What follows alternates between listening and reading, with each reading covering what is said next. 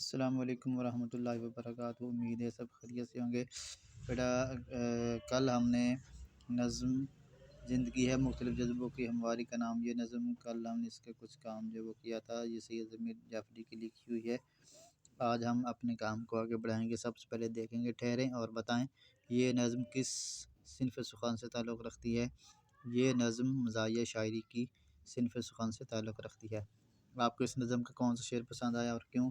تو ہم کہہ سکتے ہیں کہ مجھے اس نظم کا دوسرا شعر جو وہ پسند آیا، کیونکہ اس کے اندر جو ہے وہ بتایا گیا کہ آج کل علم الماری میں بند ہے، اسکول جو ہے وہ ایک عمارت کی طرح ہے، اور جو طالب علم جو ہے ان کو کچھ آتا جاتا نہیں ہے، نہ ان کو ملٹن جو انگریز شاعر تھا اس کا نہ پتہ، اور نہ ان کو مومن خان مومن جو اردو کا بہت بڑا شاعر ہے اس کا بھی ان کو نہیں پتہ۔ اس کے بعد ہم پڑھیں گے روزمرہ۔ وہ بول چال جو اہل زبان اختیار کرتے ہیں، خواہ وہ قواعد کے مطابق درست بھی نہ ہو، روزمرہ کہلاتے ہیں۔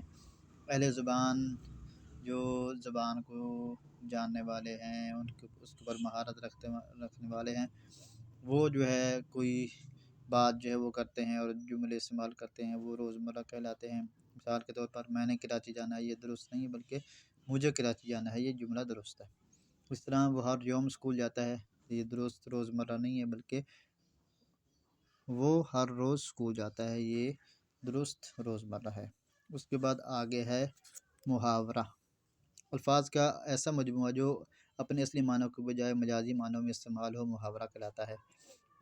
مثال آسمان سر پر اٹھانا کا مطلب ہے بہت زیادہ شور کرنا۔ اس طرح آگ بگولا ہونا کا مطلب ہے بہت زیادہ غصے میں آنا۔ محاورے کے الفاظ میں تبدیلی نہیں کی جا سکتی، جیسے آسمان پر سر اٹھانا کی جگہ پہ ہم یہ نہیں کہہ سکتے کہ فلک سر پر اٹھانا، یہ ہم نہیں کہہ سکتے، یہ غلط ہو جاتا ہے۔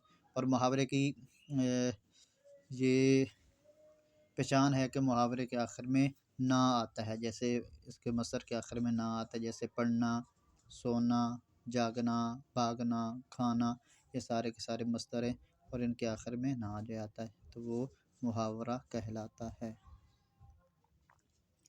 اب ہم محاورات جو ہے وہ پڑھیں گے، یہ آپ کا کویسچن نمبر 7 ہے۔ محاوروں کو جملوں میں استعمال کریں کہ ان کے معنی واضح ہو جائیں۔ آب ہونا، شرمندہ ہونا، نرم ہونا۔ چغلی کرنے کے بعد عامر اپنی اس حرکت پر آب ہو گیا۔ آگ بگولا ہونا، طیش میں آنا، غصے میں آنا۔ ذرا سی بات پر آگ بگولا ہونا عقل مندی نہیں ہے۔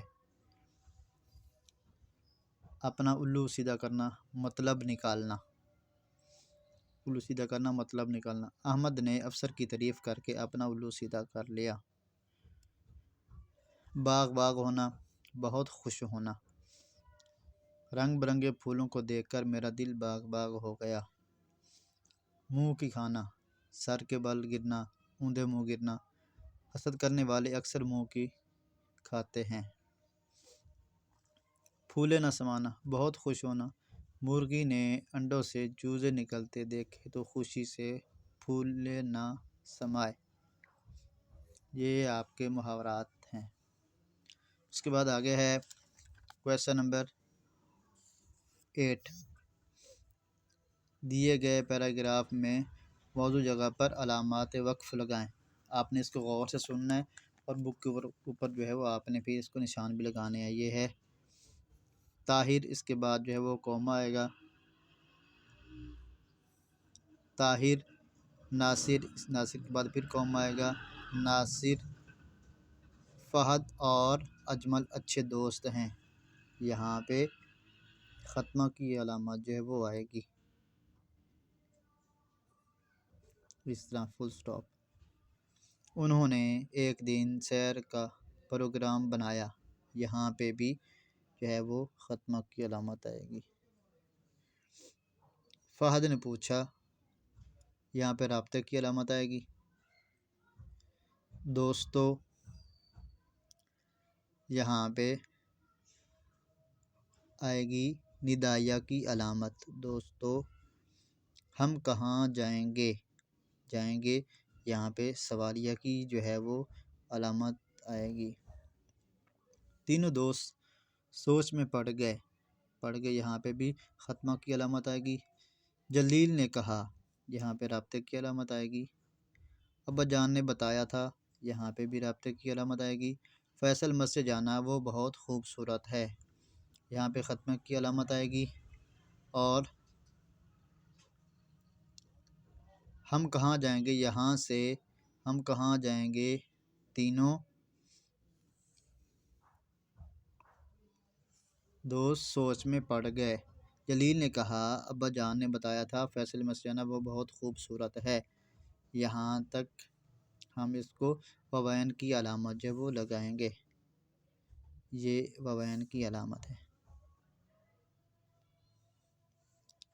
کیونکہ یہ جو ہے ایک قول ہے، اس لیے اس کو قوموں کے اندر ووین کی علامت اس میں استعمال ہوگی۔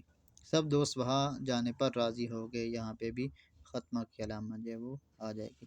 تو اس طرح اس کویشچن کو بھی ہم نے حل کر لیا۔ اس کے بعد آگے ہے رداد۔ رداد جو ہے وہ کسے کہتے ہیں؟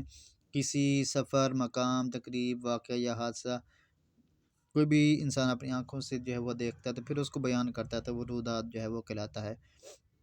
اب رداد جو ہے اس کو جب لکھتے ہیں تو کچھ باتوں کا ہمیں خیال جو ہے وہ رکھنا چاہیے۔ سب سے پہلے جو ہے جو واقعہ یا کوئی بھی تقریب وغیرہ جو ہے ہم اس کے اندر جاتے ہیں تو سب سے پہلے اس جگہ کا نام لکھیں گے، پھر وہ کس طریقے وہ ہم اس طریق کو جو وہ لکھیں گے۔ پھر اس کے اندر جملے جو ہے وہ مختصر اور زیادہ، مطلب مختصر جملے ہوں اور زیادہ ان کے بڑے بڑے جملے جو وہ نہیں لکھتے۔ بے جا تفاصیل سے گریز کیا جائے، مطلب خواہ مخواہ بات کو جو ہے نا وہ نہ بڑھایا جائے۔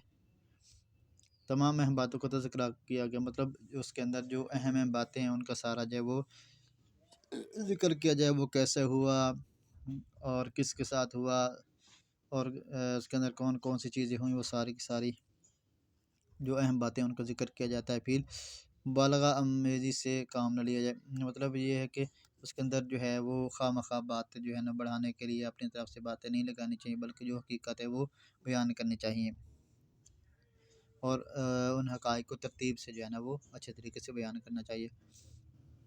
اور شروع سے آخر تک جو ہے نا ایک مکمل جو ہے نا وہ سٹوری ہونی چاہیے، جس کے اندر جو ہے وہ تصویر ہونی چاہیے جو صحیح ہو اور دیکھنے والے کے اوپر جو وہ اثر کرے اور اس کو وہ بات سمجھ بھی آئے۔ تو آپ نے جو ہے اس کا مرکزی خیال ہم نے کر لیا ہے۔ یہ کسی مقام کی سیر یا کسی تقریب کے اندر جو ہے آپ نے شرکت کی ہے تو آپ نے جو ہے اس رداد کو جو ہے نا وہ تحریر کرنا ہے۔ آپ نے کسی مقام کی جو وہ سیر کی ہے تو آپ نے وہ یادگار سفر یا تفریحی مقام کی سیر، اس کے اوپر جو رداد ہے وہ آپ نے اپنی کاپی کے اوپر جو ہے نا وہ لکھ لینی ہے، تاکہ آپ کو بات جو ہے وہ صحیح سمجھ آ جائے۔ تو بیٹا آپ نے ان باتوں کو جو ہے نا وہ توجہ کے ساتھ سننا ہے اور اپنے کام کو اچھے طریقے سے جو ہے وہ مکمل کرنا ہے۔